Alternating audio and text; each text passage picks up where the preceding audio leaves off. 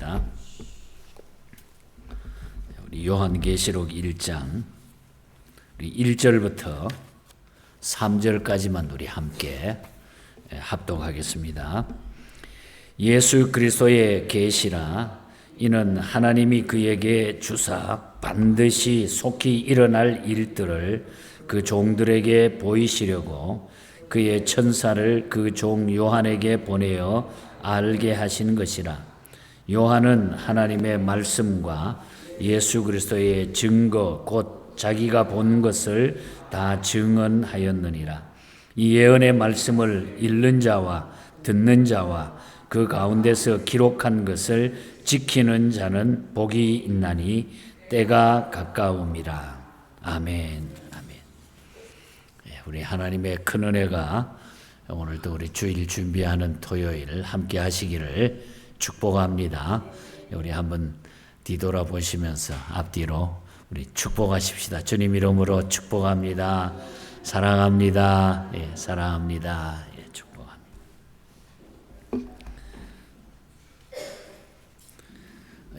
이제 성경의 제일 마지막인 요한계시록, 제가 목회하면서 그 새벽 예배를 쭉 창세기부터 계시록까지 쭉 계속 우리 새벽 기도 때에 인도를 했는데 거의 우리 예언교회가 시작이 되고 나서 한 5번째 이제 끝이 나는 것 같습니다. 창세기부터 계시록까지. 그러니까 그동안 한 장 한 장 설교를 했는데, 물론 제가 설교를 다 하지 않고 누가 하든지 간에 우리 교회 새벽 기도는 계속 연속해서 강해 설교를 했는데, 가만히 요한계시록을 대하다가 보니까 참 세월이 많이 지나갔고, 또 그동안 주신 말씀이 너무 또 제 개인에게도 큰 능력과 힘이 됐다, 이런 생각을 하면서 또 말씀을 준비해서 대할 때마다 말씀이 다르게 느껴지니까 이건 너무너무 참 은혜고 감사한 것을 깨닫게 됩니다. 이 요한계시록은 그 기록 연대를 살펴보면은 그 로마 도미티우스 황제 말기에 그 기독교에 대한 박해가 제국 전체로 확산이 되었을 때, 그 무렵이니까 우리가 기록 연대를 AD 90년에서 96년경으로 아마 이 연대를 생각을 할 수가 있을 것입니다. 특별히 이 요한계시록은 신앙의 시련기에 살고 있는 교회들과 또 성도들에게 위로를 주기 위해서 이 요한계시록이 기록이 됐다. 그리고 계시록을 통해서 현재의 고난이 전부가 아니라 하나님의 세계가 기다리고 있다고 하는 이 위로의 메시지를 계시록을 통해서 우리에게 보여주고 있습니다. 아시는 대로 이 기록 장소는 반모섬이라고 하는, 이 반모섬은 제가 가봤는데 2번 가봤는데, 그 우리 그리스하고 터키, 튀르키예, 지금 터키가 이름이 바뀌어서 두 나라가 거의 붙어 있는데, 보통 보면은 그 바다를 끼고 있어 가지고 섬은 전부 다 그리스 겁니다. 터키 쪽에 붙어 있는 섬들도 전부 그리스에, 뭐 그분들 말로는 약 3,000개 이상의 섬이 된다 그러는데, 그 조그만 섬들까지, 사람이 살지 않는 섬까지 합치면은, 근데 이 반모섬은 그리스에 속한 그런 섬이 됩니다. 그런데 여기는 바람이 많이 불기 때문에 이쪽에 배를 타고 들어갈 때에 웬만해 가지고는 또 못 들어가요. 계획했다가도 바람이 너무 세게 불면은 또 그날 들어가지를 못하고 하는데, 이 반모섬에 가봤더니 정말 참 가슴이 막 그냥 확 열리고, 여기서 하나님이 요한에게 이 메시지를 주셨구나. 지금도 그 잘 보존이 돼 있고, 그 받았던 그 장소가 그대로 가면은 아주 그 느껴지는 그런 곳입니다. 여러분들 살아 생전에, 천국 가시기 전에 꼭 한 번씩 한번 다녀보시길 바랍니다. 너무 은혜가 됩니다. 다른 데보다는 이 반모섬이 특별히 은혜가 되는 곳인 것 같습니다. 그래서 우리가 요한계시록에 보면은 기록 대상을 소아시아의 7교회로 표현했는데, 이 7교회라고 하는 것은 전 세계 모든 교회들 전체를 포함하고 있다는 것이죠. 그리고 이 핵심적인 단어가 특별히 많이 사용되는 게 계시라고 하는 말, 계시. 그리고 예수 그리스도 7이라고 하는 숫자가, 7이라고 하는 숫자가 특별히 많이 나타난다는 겁니다. 예수 그리스도의 인격과 어린 양으로서 다시 오실 뿐만 아니라 이 세상을 예수님이 심판하시고 완전한 하나님의 나라를 세우게 될 것을 말씀하고 있는 것이 바로 계시록의 요점입니다. 또한 몇몇 숫자가 중요한 상징을 나타내는데, 그 중에 7이라고 하는 숫자가 두드러지게 나타나죠. 7은 완전수를 뜻합니다. 완전수. 7교회. 또 6장에 가면 7인봉 되는 이야기, 또 2장에 가면 7촛대라고 하는 것이 나오고, 또 7별, 그리고 7나팔 11절에 보면, 또 11장에 가면, 또 16장에 가면 7대적. 이 7이라고 하는 것은 완전 숫자를, 전체를 가르친다는 거죠. 특별히 당시에 7교회를 가리키는 이 2장부터 나타나는 7교회는 바로 모든 교회를 포함하는 의미에서 의도적으로 이것을 사용했다 하는 것을 우리가 알게 됩니다. 그래서 이러한 것들을 여러분들이 기억을 하시면서 염두에 두시면서 요한계시록을 쭉 우리가 살펴나갔으면 좋을 것 같습니다. 오늘 1장의 내용은 요한은 본서의 내용을 전달하는 과정, 그리고 수신자들을 언급을 하면서 본서가 종말에 이루어질 일들에 대한 그리스도의 계시임을 보여주고 있다. 예수 그리스도의 계시임을 보여주는 내용이 1장에 나타납니다. 그래서 우리가 오늘 아침에는 1장을 그리스도의 계시라고 하는 이런 문제를 생각을 하면서 1장을 잠깐 생각하고 기도하겠습니다.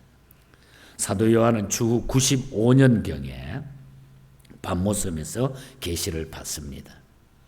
계시라는 말은 감추었던 것을 열어서 보인다 하는 뜻입니다. 감추인 것을 열어서 보여준다 하는 것이 바로 계시라고 하는 뜻이죠.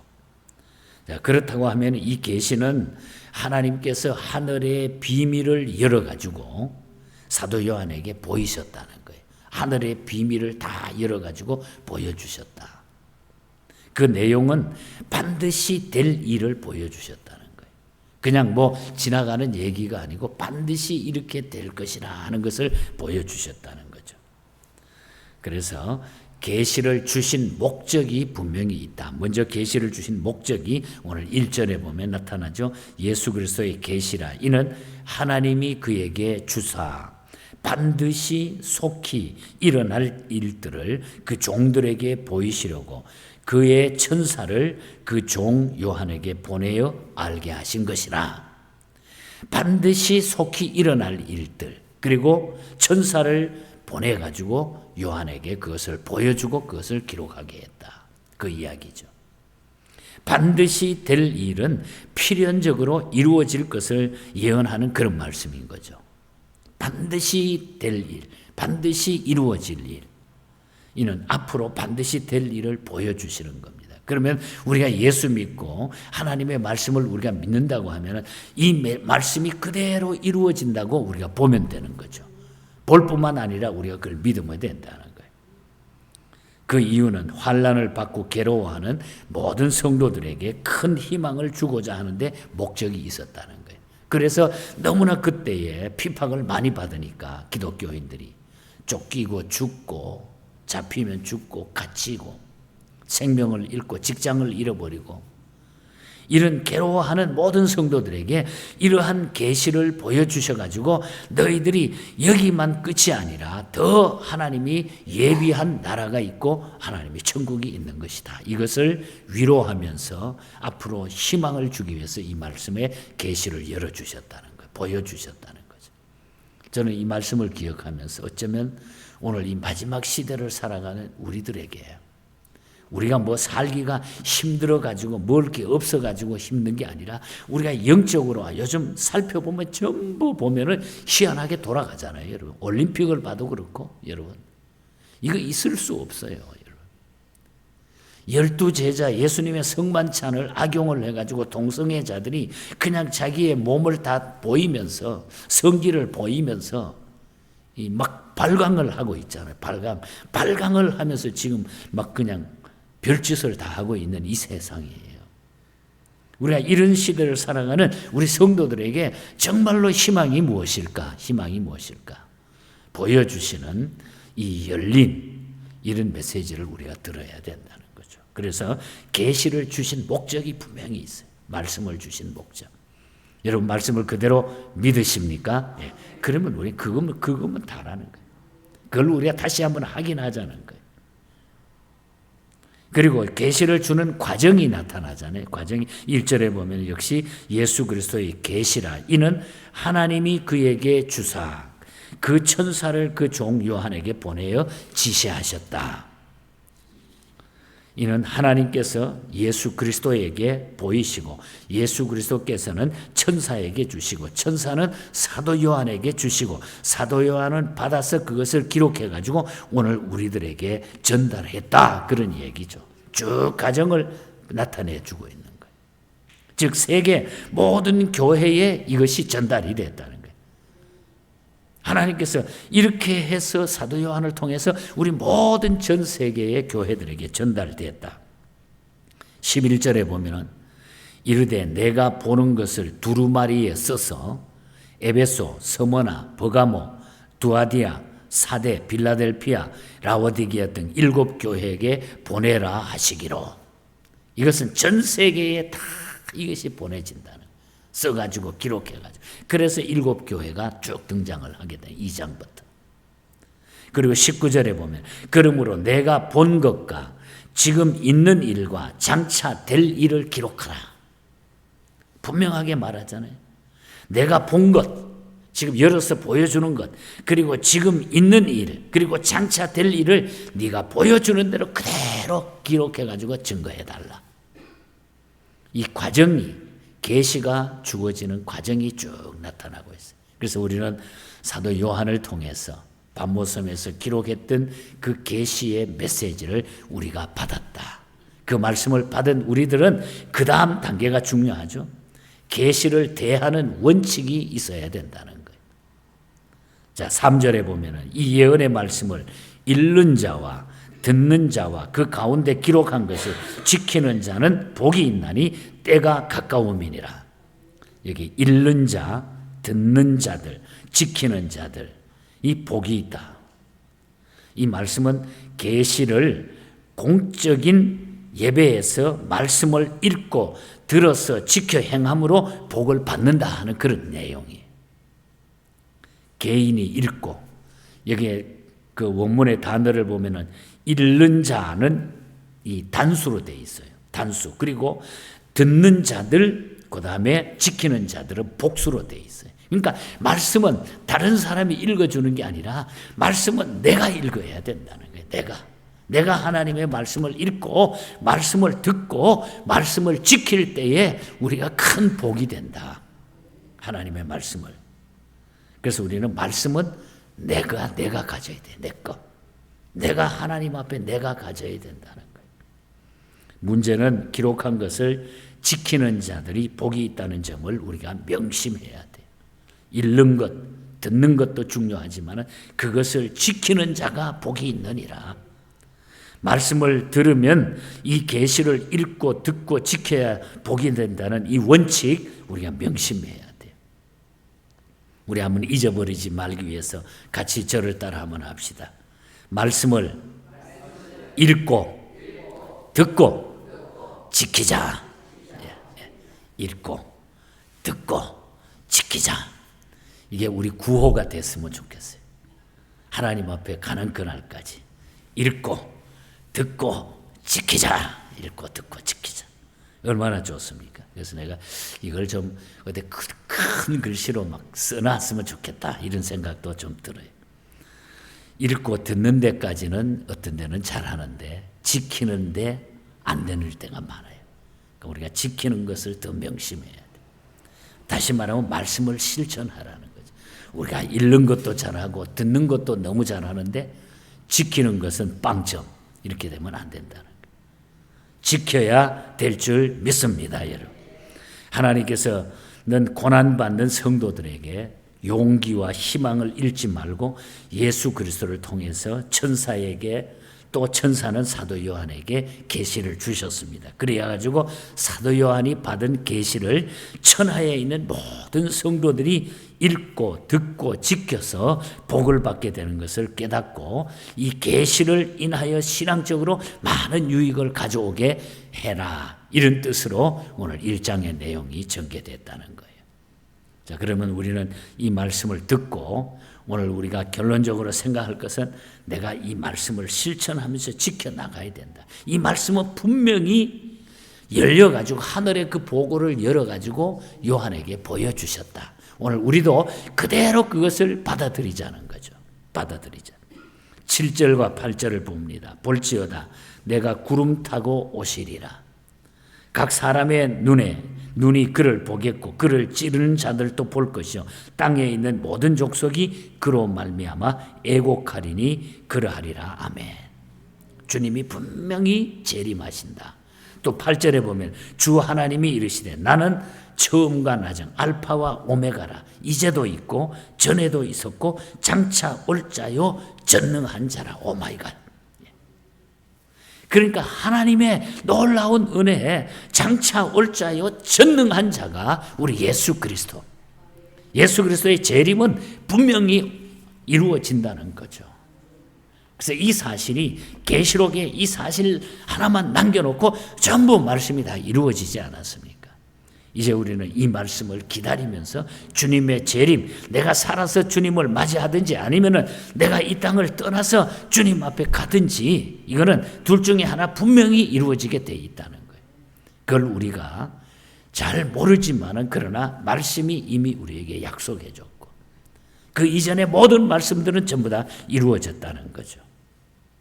제임스 블랙이라고 하는 목사님이 어느 날 헌신 예배를 드리면서 설교 부탁을 받고 예배를 드리러 갔는데 그날 그 모였던 우리 옛날 한국 교회도 그랬어요. 뭐 남전도의 헌신 예배, 여전도의 헌신 예배 하면은 서기가 나와가지고 출석을 다 불러요. 누가 왔나 안 왔나 출석. 아마 여러분 기억나실 거예요. 그런데 출석을 딱 부르는데 어떤 사람이 안 나타났어요. 이름을 부르는데 없는 거예요. 그래서 그것을 딱 들으면서 이 목사님이 우리가 천국의 생명책에 이름이 기록됐는데 그 내 이름을 부를 때에 거기 없으면 어떡하나. 막 가슴이 무너지는 것 같더라는 거예요. 와, 그것처럼 안 됐을 때가 어디 있을까? 그것처럼 억울한 일이 어디겠을까? 그래서 그 순간 생명책에 기록된 이름을 내가 그대로 지키면서 주님이 나를 부를 때에 내가 대답할 수 있는 사람이 돼야 된다고 하는 거. 그래서 나팔 불 때 나의 이름 부를 때에 나팔 불 때 나의 이름 부를 때에 그 잔치에 내가 참여하겠네. 주님의 잔치에 내가 빠지면 안 된다고.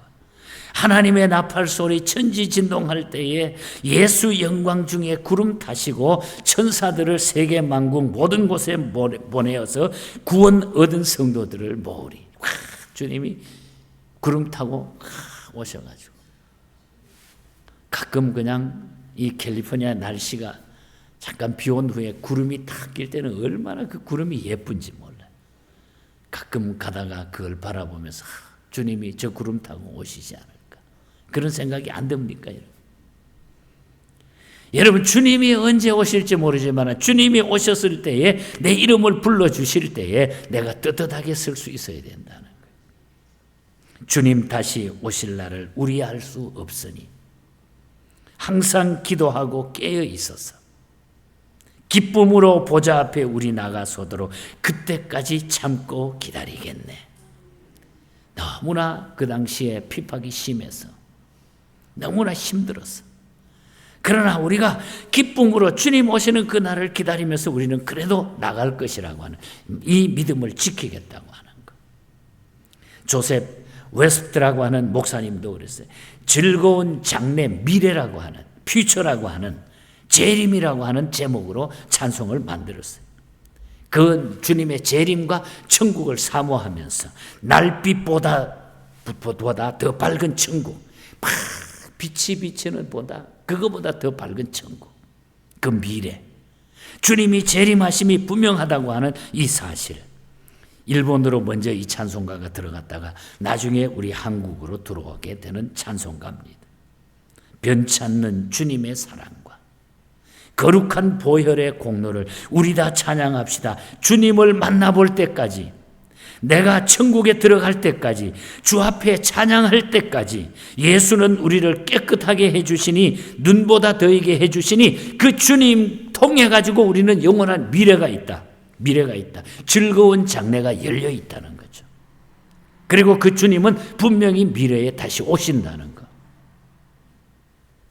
여러분, 우리는 분명히 알 것은 이 주님이 재림하셔서 나는 주님의 자녀요, 그 주님과 나는 하나가 될 수 있다고 하는 것. 이 사실을 기억하고 우리가 이 어두운 이 시대를 살아가면서 다 좋고 편리하지만은, 그러나 영적으로 보면 너무 어두움이 가득한 이 시대가 됐어. 정치인들도 종교인들도 다 자기의 이기심에 극박해서 모든 것, 성경 말씀은 뒤로 다 갑니다. 뒤로 가요. 표를 받기 위해서는 동성연애도 괜찮고 뭐도 괜찮고 세상이 지금 이렇게 굴러가고 있는 거예요. 여러분, 우리가 기도해야 됩니다. 우리가 바로 서지 않으면 안 돼요. 다 망가지게 될 거예요. 우리 자녀들이 망가지게 될 거예요. 그렇게 되면. 그래서 우리는 하나님 앞에 정신 차리고 이미 보여주셨던 그 소망의 꿈의 그 메시지, 그 말씀들을 우리가 바라보면서 우리 가슴에 그걸 담고 희망되게, 그 사람들이 복이 있도다 그랬어요. 읽고 듣고 지키는 자가 복이 있도다. 진정한 복은 예수 안에 있는 거예요. 이 복을 우리가 끝까지 다 누리시고 평안과 소망 가운데 언제나 어떤 환경, 어떤 장소, 어느 곳에서든지 여러분이 떳떳하게 그리스도인으로 살아가는 승리자들이 되시기를 주님 이름으로 간절히 축복합니다.